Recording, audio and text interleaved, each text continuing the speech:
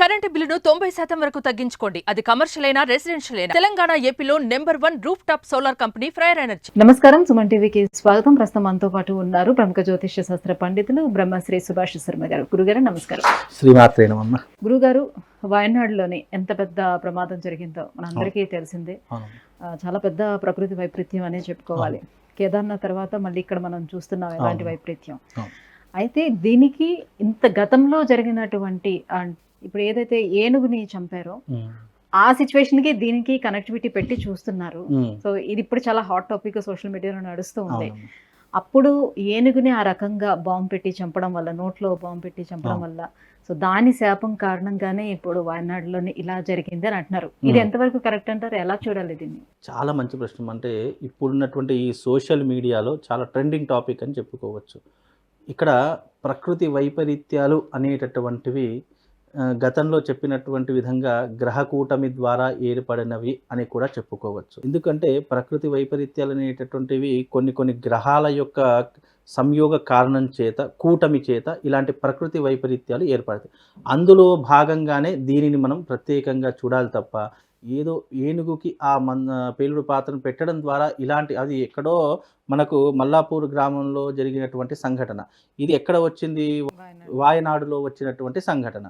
అక్కడ ఎక్కడో జరిగిన దానికి ఇక్కడ జరిగిన దానికి ముడి పెడతాము అంటే కనుక అది పూర్తిగా అవాస్తవము అని చెప్పుకోవచ్చు. కాకపోతే ఇక్కడ వాస్తవం ఏంటి అంటే, నేను గతంలో మీకు పోయిన నెల ఒక 2 నెలల క్రితమే చెప్పాను. ఏంటి అంటే, గ్రహకూటమి ఏర్పడడం ద్వారా ప్రకృతిలో ఎన్నో రకాలైనటువంటి విపత్తులు ఏర్పడతాయి. ప్రకృతిలో ఏదైనా విపత్తులు వేడిపడినప్పుడు కొన్ని సంఘటనలు, సూచనలు మన కళ్ళకి కట్టినట్టుగా కనిపిస్తాయి అనేటటువంటి సంఘటన నేను గతంలో చెప్పాను. ఆ వీడియో కూడా మీరు కావాలంటే వేసుకోవచ్చు.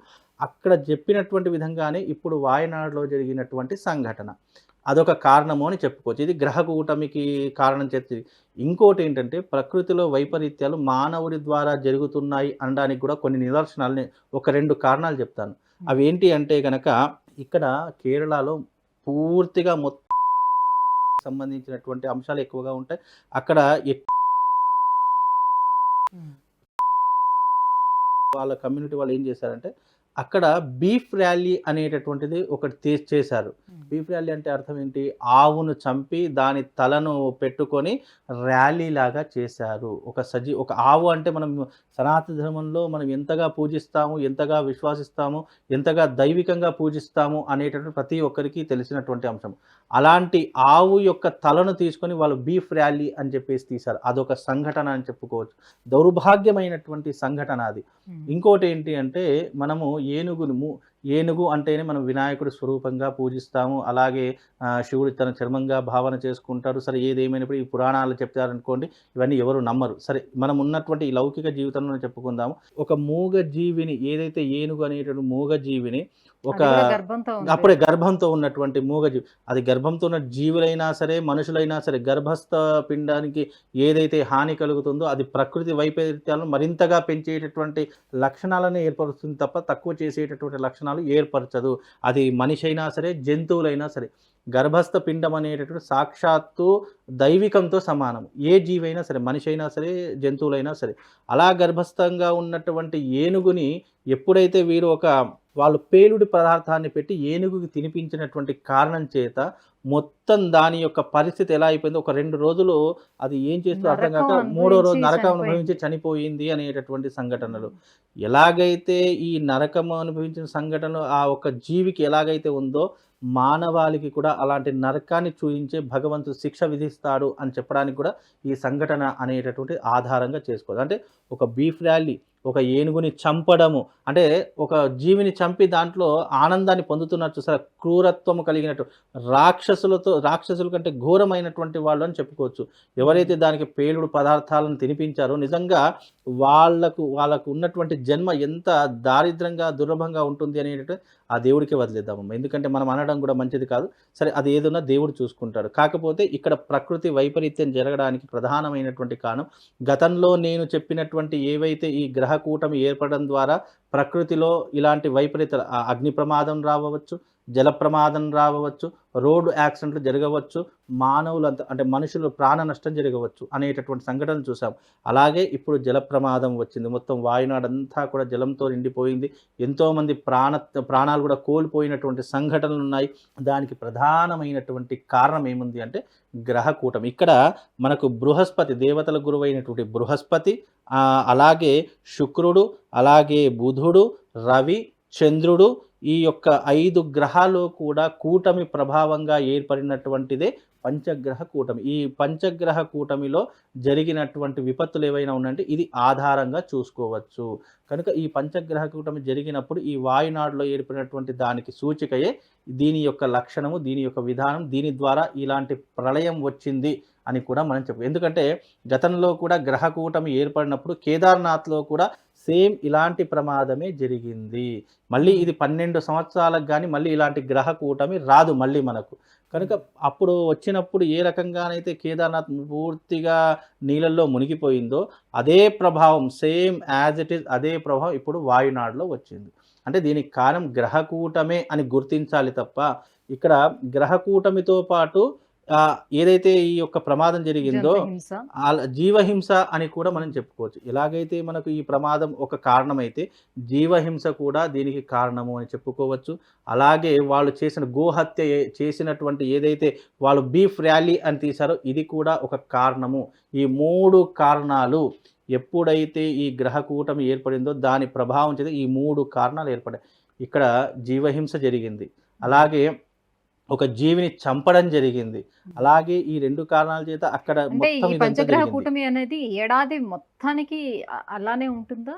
ఇలాంటి సిచ్యువేషన్స్ ఇంకా సిచ్యువేషన్ ఇప్పుడు చెప్తున్నాను రాసుకోండి. మళ్ళీ మీకు మనకు అక్టోబర్ కానీ డిసెంబర్లో కానీ మళ్ళీ మనకు ఇలాంటి సందర్భాలు ఏర్పడతాయి. ఇది చూసుకోండి. అప్పుడు ఎలాగైతే చెప్పానో ఇప్పుడు కూడా చెప్తున్నాను. మీకు నవంబర్ ఆ డిసెంబర్లో మళ్ళీ ప్రమాదాలు జరిగే అవకాశాలు ఉన్నాయి. ఇప్పుడు జల ప్రమాదం జరిగింది, జీవులు చనిపోయారు. అలాగే ఇప్పుడు రాబోయేటటువంటి రోజులలో అగ్ని ప్రమాదాలు జరుగుతాయి. అలాగే మనుషులు ఒకరినొకరు కొట్టుకొని చంపుతారు. రోడ్డు ప్రమాదాలు ఎక్కువగా జరుగుతాయి, యాక్సిడెంట్లు. అలాగే మనకు తెలియనటువంటి విషయం అంతు చిక్కని వ్యాధులు కూడా వచ్చే అవకాశము మనకు రాబోతుంది. నవంబర్ ఆర్ డిసెంబర్లో అంతు చిక్కని వ్యాధులు ఆల్రెడీ ఇప్పటికే మొదలయ్యాయి హైదరాబాద్లో. అవి నవంబర్ డిసెంబర్ వరకు మనిషి ప్రాణాలను కూడా తీసేటటువంటి ఘోర వ్యాధిగా మనకు అది ఇప్పుడు మన కరోనా వేవ్ ఎలాగైతే మనం జీవితంలో మర్చిపోలేని సంఘటన ఉందో నవంబర్ డిసెంబర్లో అలా మరచిపోయినటువంటి సంఘటన జరిగేటటువంటి అవకాశాలు ఏర్పడతాయి. మీరు కావాలంటే ఇది అండర్లైన్ చేసుకోండి. నవంబర్ ఆర్ డిసెంబర్ మళ్ళీ మనం ఒక కొత్త వార్త వింటాం. అంటే గతంలో కూడా మనకి జ్యోతిష్య శాస్త్రం అనేది కేవలం ఈ ప్రకృతి వైపరీత్యాల గురించి తెలుసుకోవడానికి, పంటల గురించి తెలుసుకోవడానికి దీనికి మాత్రమే ఉపయోగించేవారంట కదా ఎక్కువగా. 100% ఇప్పుడు ప్రకృతి వైపరీత్యాలు, అదే ఊరికి కరువు కాటకాలు, వర్షాలు పడకపోవడానికి కారణాలు ఇవి తెలుసుకొని దానికి సంబంధించిన పరిష్కారాలు చేసేటటువంటి లక్షణాలు ఎక్కువగా జ్యోతిష్కులు చెప్పేటటువంటి వాళ్ళు. కానీ ఇప్పుడు జ్యోతిష్యం అంటే చాలామంది ఏమంటున్నారంటే ఈ టెక్నాలజీ యుగంలో ఈ జ్యోతిష్యం ఎవరు వింటారు, ఇంత టెక్నాలజీ పెరిగింది కదా ఇంకా జ్యోతిష్యాన్ని నమ్ముతున్నారా అనేటటువంటి వితండవాదం పెరిగిపోయేసరికి ప్రకృతిలో ఎన్నో రకాలైనటువంటి వైపరీత్యాలు జరుగుతున్నాయి. మరి అప్పట్లో కరువు వచ్చినప్పుడు, వర్షాలు పడినప్పుడు వర్ణయాగం చేసేసి వర్షాలు కురిపించేటటువంటి వారు. అలాగే మనకి ఏదైనా ఆస్తి నష్టం వచ్చింది, ఏదైనా ఇది వచ్చింది అని అనుకున్నప్పుడు దానికి సంబంధించినటువంటి పరిష్కారాలు చేసేటటువంటి వారు. ఇప్పుడు పరిష్కారం చేద్దాము అంటే ఇప్పుడు ఏంటంటే ఇదేదో అనుకున్నటువంటి సంఘటన జరిగిందని కొట్టి పారేస్తున్నారు తప్ప ఇక్కడ మేము ముందుగా ఏదైనా చెప్పామనుకోండి జరిగింది అంటే ఒకలాగా తీసుకుంటారు, జరగలేదు అంటే ఇక ట్రోలింగ్ స్టార్ట్ అయిపోయి విపరీతమైనటువంటి అమనాభూతులు తిట్టేసి కింద కామెంట్స్ పెట్టేసి విపరీతంగా ట్రోలింగ్ చేసేయడం ప్రారంభం చేశారు. అంటే 99 జరిగినప్పుడు ఒకటి జరగకపోతే ఇక వాళ్ళు వేస్ట్ అనేటటువంటి ఒక మైండ్ సెట్కి వచ్చేస్తారు. కాబట్టి సరే వాళ్ళు ఏదనుకుంటున్నారు అనేది పక్కన పెడితే జూన్ 6వ తారీఖు రోజున గ్రహ కూటమి ఏర్పడింది. అప్పుడు ప్రకృతి వైపరీత్యాలు జరుగుతాయని ముందుగా చెప్పాము. చెప్పకుండా సరే ఏం జరుగుతుంది లే చూద్దాము అని చెప్పేసి ఇప్పుడు జరిగేంత వరకు వెయిట్ చేశారు కదా. ఇప్పుడు జరిగింది, మరి దానికి రెస్పాన్సిబిలిటీ ఎవరని చెప్తాము? కాబట్టి మళ్ళీ తదుపరి జరగవా అని కాదు, 100% జరుగుతాయి. దీని యొక్క ప్రభావం ఈ ఒక్కదానితో పోలేదు.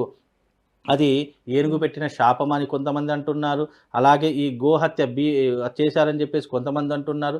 సరే ఏదేమైనప్పటికీ ఇది నేనైతే చెప్పేటటువంటి విషయం ఏంటంటే ఇది గ్రహ కూటమి ద్వారా ఏర్పడినటువంటి ఒక సంఘటన అని చెప్పుకోవచ్చు. గ్రహ కూటమి ద్వారా ఏర్పడింది. అది కేవలం జల ప్రమాదం ఒకటి చెప్పుకోవచ్చు. అలాగే ఏనుగుకి జరిగినటువంటి ప్రమాదం చెప్పుకోవచ్చు. అలాగే ఈ గోవుకు సంబంధించిన బీఫ్ ర్యాలీ తీశారు. ఈ గోవుకు సంబంధించిన విధానంగా కూడా దీంట్లో తీసుకోవచ్చు. ఈ సంఘటనలో ఈ పంచగ్రహ కూటమి జరిగిన సంఘటన చెప్పుకోవచ్చు.